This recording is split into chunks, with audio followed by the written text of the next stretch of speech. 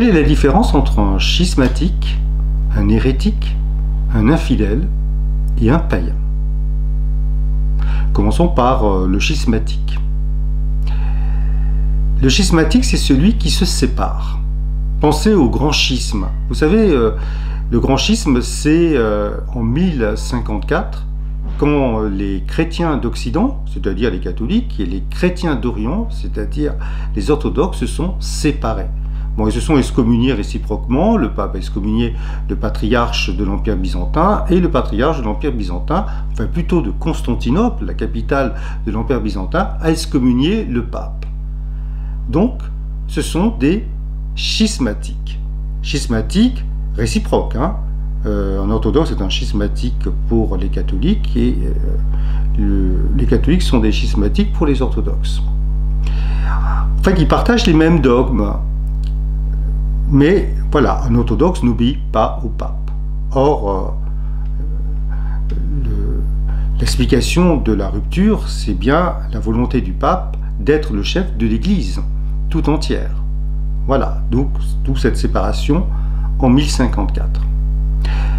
Un hérétique, c'est celui qui croit autrement.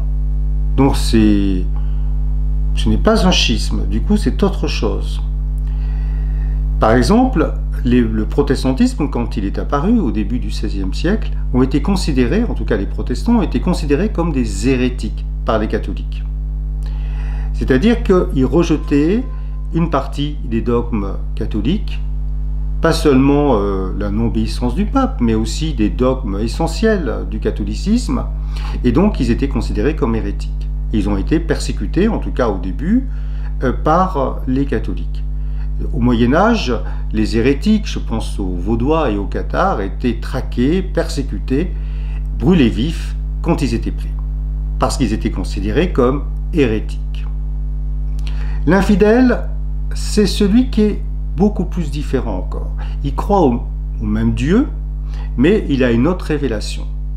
C'est le cas des musulmans, ils ont le Coran, donc ils n'ont pas la Bible, ils ont une autre révélation, un autre prophète, en tout cas un dernier prophète, le prophète Mohammed ou Mahomet, enfin qu'importe les transcriptions. Donc ils sont considérés par les chrétiens comme des infidèles. Et les musulmans considèrent les chrétiens comme des infidèles. Quant aux païens, eh bien, le païen, c'est celui qui croit aux divinités, au pluriel, c'est-à-dire celui qui est animiste, celui qui est polythéiste.